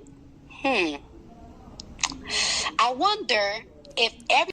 Yeah, that nigga Offset from Gwinnett County, man. He don't want to deal with a chick from the Bronx, got mad attitude, running her mouth. That's kind of fucked up that he's saying it late when kids are already there and people are married, but you should have figured that out before. Everybody that ever turned their back on you and shitted on you were enough for you, but because they didn't listen, you wasn't enough. What a comedy. But you know what? God is so big. God is so... I just know. And I didn't even want to do this.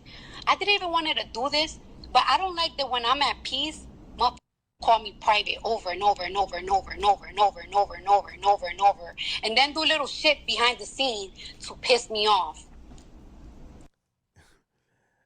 Chat, I'm going back to the lawsuit after this, man. Jeez. and then to piss me off, and then play in my face, and then play in my kid's face. You want to talk about, oh, you haven't accepted the divorce because you're not going to agree on my terms because you just want to see the kids. You want to see the kids.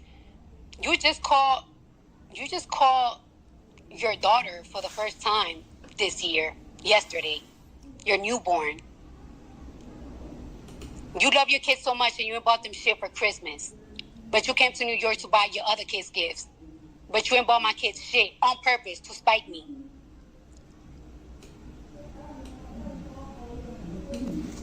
Mind you, we was cool. We wasn't fucking, it was cool. Stop playing with me. I ain't listen. I ain't listen after you and your mama robbed me. Yeah, you and your mom robbed me cold. Wipe my nose. What? So you stop fucking playing with me.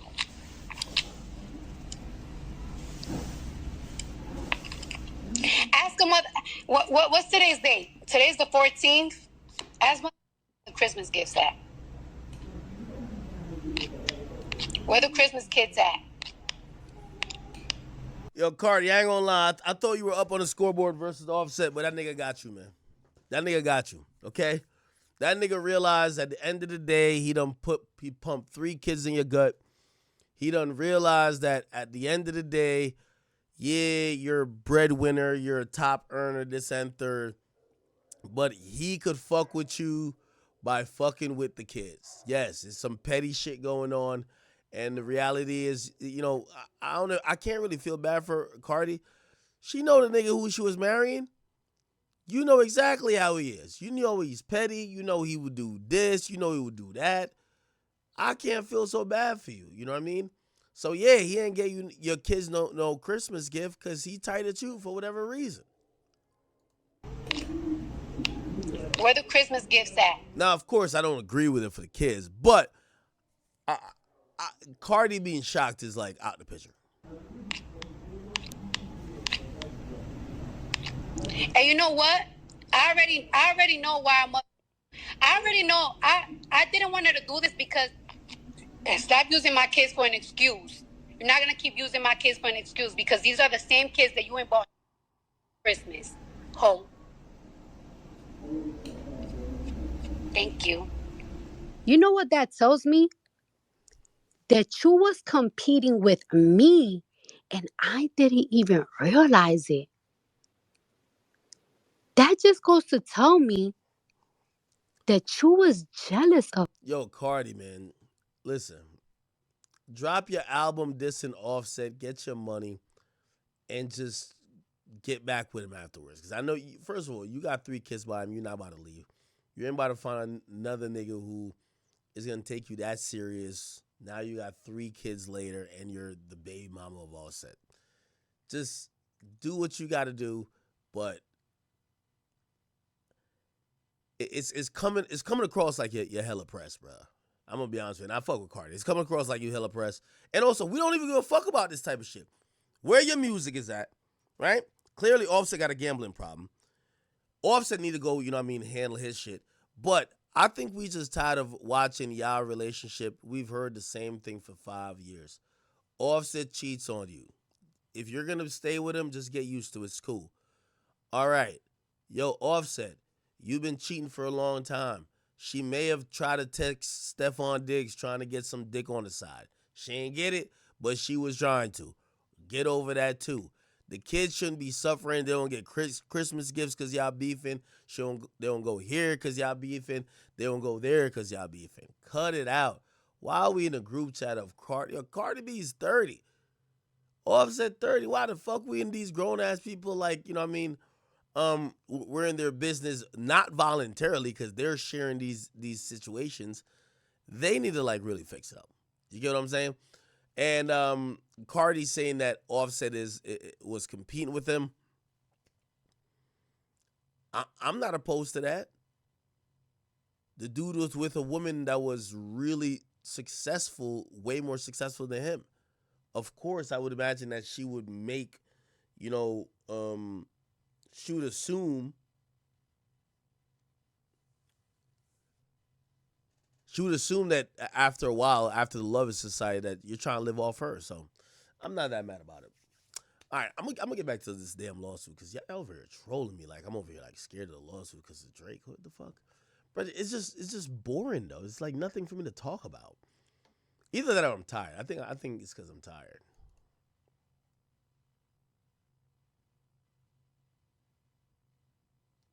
I think maybe that's what it is. Because it got some shit in there. It's just like long and boring. Once we get to like around here, I feel like I'm just, oh no, I feel like I'm tired of shit.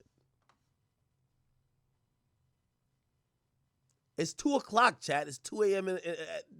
At night. All right.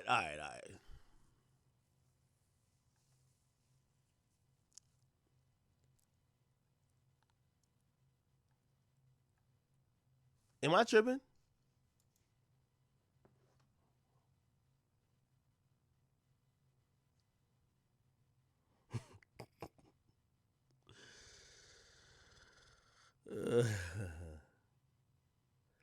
Somebody said I gotta keep the same energy. I am trying to keep the same energy. I'm just tired, nigga.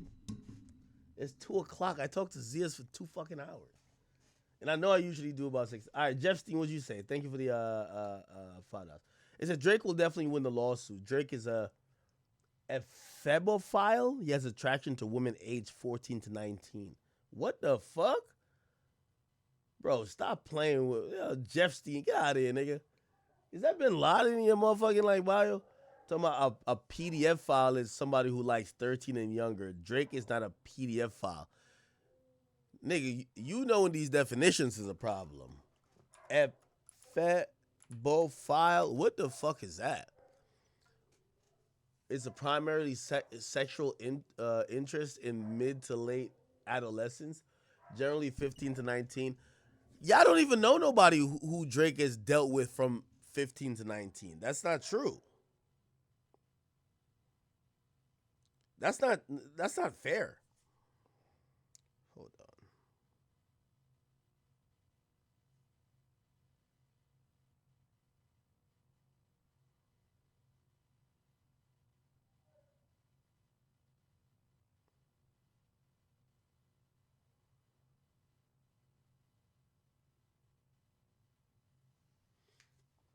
Okay.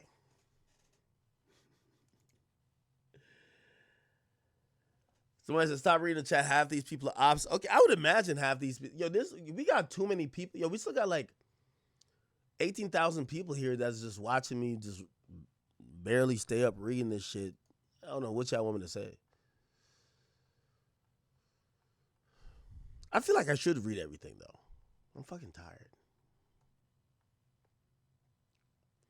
UMG use, okay. Man, I'm getting the fuck off of here, bro. I'll be back on tomorrow to read this shit. I am not reading this shit tonight, man. Like, I'm reading this shit. It just feel like words on a page. And I know I could find some good shit in it, but I am not focused to read it, bro. It's not the alcohol. I'm just tired. So, okay, we'll come back with part 2 of this Drake pedophile thing. Not pedophile thing, but like a lawsuit. I'm sorry, Chad. I'm tired, bro. I'm tired. I'm sorry. I should have streamed earlier. My sleep schedule is 2 o'clock right now. At 2 o'clock, I'm like tapped out.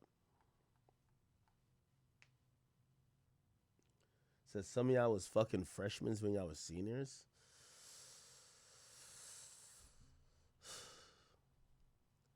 Yo, I can't believe y'all think I'm... Do y'all really think I'm ducking the lawsuit? I gave like so honest, unbiased. I said a lot of this lawsuit I'm not feeling. I'm going to be honest with you. All right. Like, I could talk to you. I can't read this shit. Reading this shit is like, bruh, it's too late for me to be reading this shit. I kid you not, bro. I promise you. It's too late for me to read it. But I could give you like a realistic, hold on.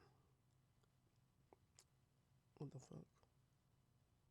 I could give you like a layman's term breakdown of how I kind of feel about it.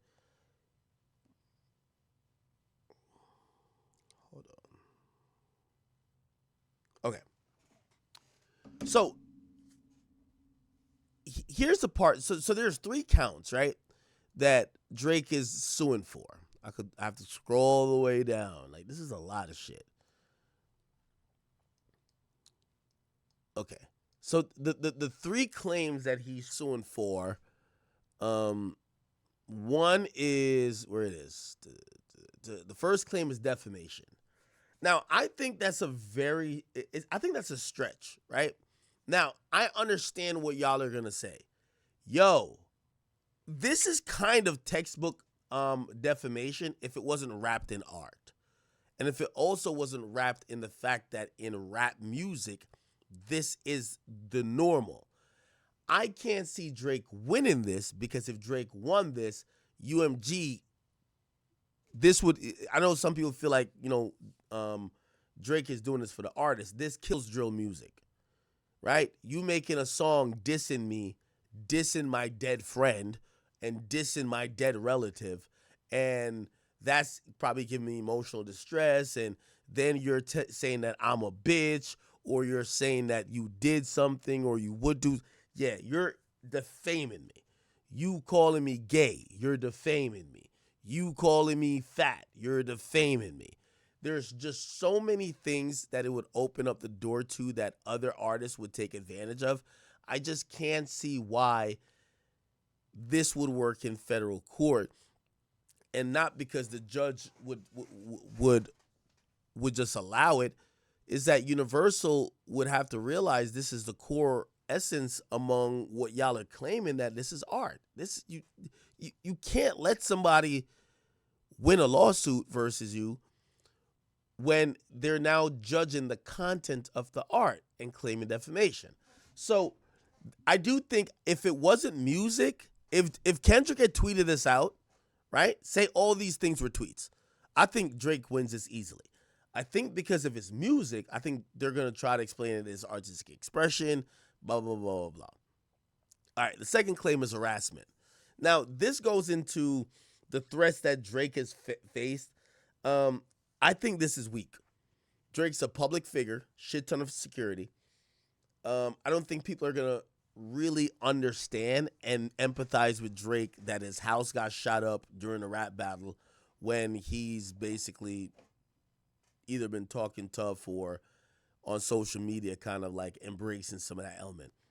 So I don't think harassment, and also you can't tie the shooting at his crib to UMG, right? I know he's trying to loosely tie to UMG, saying, oh no, it encouraged the atmosphere that got me X, Y, and Z. I just don't think that works. Now, the third claim is the violation of the New York General Business Law, which means the bots, right? So you're violating this business law if you are, falsely inflating these streams to make a song look more successful. Here's the thing about this lawsuit, and again, I didn't read the entire thing. Drake didn't come with any proof other than like YouTube videos. Yes, I interviewed a guy who said he botted some stuff, but I do think you need more to prove the bots. You got to prove a systematic approach to using bots to inflate streams, and I don't think Drake has done that at all. So again, the harassment claim, I say no. This third claim, unless Drake gets something in discovery that could show that definitively bots were used, and even then, I think the record labels are going to fight this tooth to the nail, just because if they're paying out because somebody used bots and that song got popular, they're going to have to pay a lot of other people out who would probably claim the same. So these things are principal lawsuits that I believe that we're going to watch Universal defend it rigorously, because they can't allow Drake to remotely win any of these things, and subsequently it's not helping the industry, it's ruining the industry, because now they got to monitor the content that other artists put out, which wouldn't be good for them. Okay, somebody said Drake's a real GOAT. Yeah, of course, musically Drake makes amazing music. Now, there is apparently a part where he says anti-Semitism, which is like, That's kind of odd. Where's the anti-Semitism thing?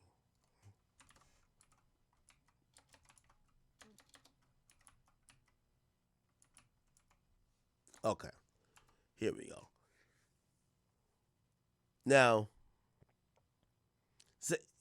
so they touch into, they get into like some of the comments that were posted about Drake that they believe dropping the song caused these comments.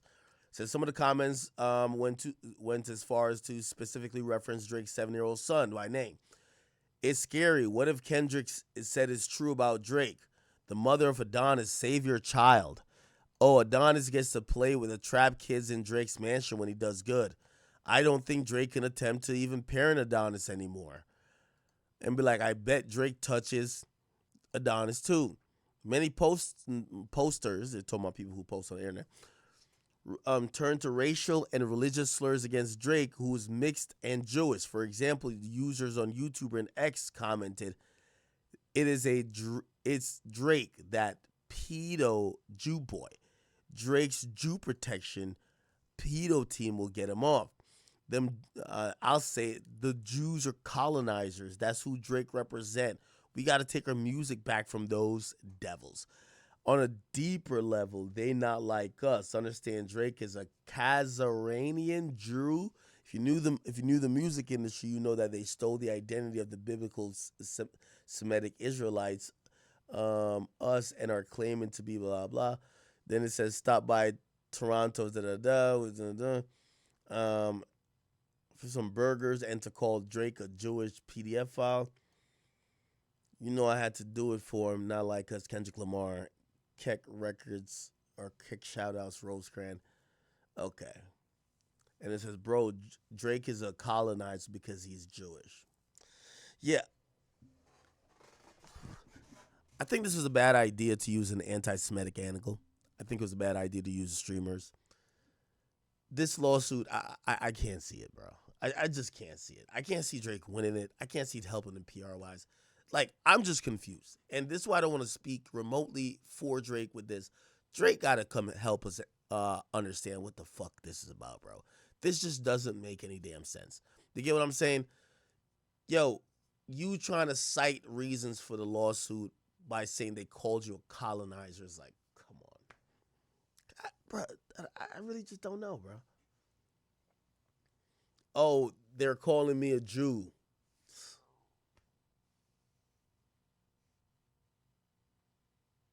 I don't know, man. Somebody said, what's the status of Drake's contract before all this? They were negotiating, talking to each other, and that was it. Now, looked like they were at a stalemate probably at times, but of course when you go through negotiations, that happens too. It appears that Drake has just blamed Universal for this rap battle and the things that were said in it. Somebody said, do I think Drake's going to get... I think Drake's is gonna eventually drop this lawsuit. I thought the petition was gonna be dropped. Obviously, it was dropped, but then it's refiled as a lawsuit. I think Drake is gonna try a few releases. They're gonna let him release it. They're not gonna touch it, and we're gonna start seeing Drake bleed. And again, if Drake is a phenomenal artist, but without the support of the label, if he has to go up against artists that have labels, might not be the thing we want to see, if you get what I'm saying. All right, chat, I'm not going to lie, man. It's 2 o'clock, man. I'm tired as fuck, and I know I didn't finish this whole lawsuit, so I'm really going to come back, and that'll be the only thing I kind of get into. I'm not ducking this lawsuit. I don't like the lawsuit. Like, I'm not saying nothing that makes Drake look all the best here. I think Drake needs to explain this shit, and I do think that Drake is fucking up by not understanding the conversation around this. Yo, once you get all the streamers and the internet reactors against you, they're gonna, like, those people drive narratives too. They're gonna make you look like a shitty person. Like, some of the stereotypes are gonna prove true. They're gonna say, oh, wow, of course he's this, like, guy who, you know, who act like he's doing for the culture, but he's only caring about his bag. Because as soon as we were making a bag, he's bringing us up in a lawsuit, which is kind of almost like throwing us under the bus. Like, even if we did get paid, like, what's the problem with us getting paid for something while you don't pay us, right?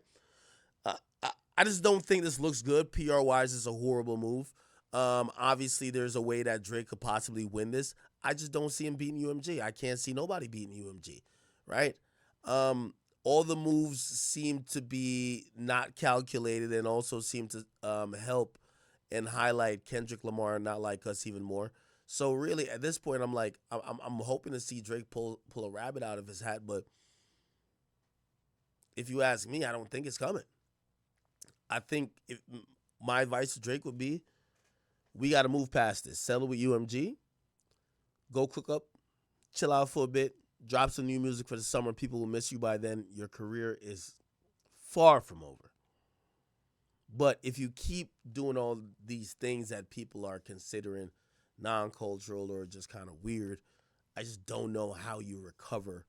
It's not necessarily recover like something happened to me. I just don't know how you move forward when your label is not fucking with you.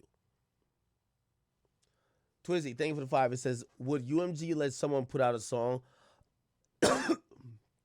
accusing Taylor Swift of being a PDF file, let alone help advertise the song? Yes. Yes, they would. They absolutely would. Now, granted, that's not the nature of the business that Taylor Swift is in because she doesn't do rap battles. But they have no moral code like that. And by the way, that's another thing about Drake. Even like, did you really think that you're gonna say, "Yo, you beat your wife and you have a kid, or not? Your kid ain't yours," and they allow that to go out, but they would stop this other guy? Yo, think about what rap battles are. Rap battles are defamation cases. Yo, I'm going to say this about you. I'm going to say I slapped you. I'm going to call you pussy. I'm going to call you the F word. I'm going to do this, that, this, that, this, that. I think Drake is smart enough to know. Conspiracy Talk says, Kanye the only one to stand up against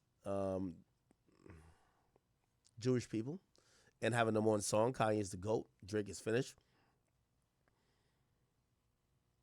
I think Kanye is in a worse position. Kanye has been kicked out of every whip. I think Drake has an opportunity to fix this if he drops the lawsuit, but I don't think he's thinking like that. Like, bruh, as I said, I'm still shocked why this lawsuit exists, man. Like, this lawsuit should not exist. What happened? Magic in your ass be so bad that you file a lawsuit. Isn't that crazy? Well, again, I don't think that's the main reason why he filed a lawsuit. I really think that, he's thinking like, yo, these niggas played me for $200-300 million.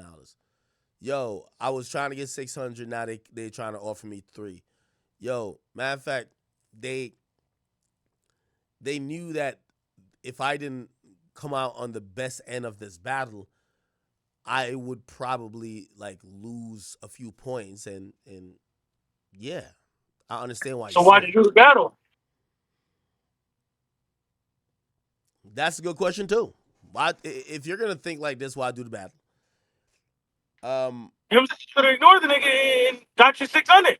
But if you'd have won, would he have done this? No. He'd have asked for $1 million over. He'd have asked for another three more. That's a good question.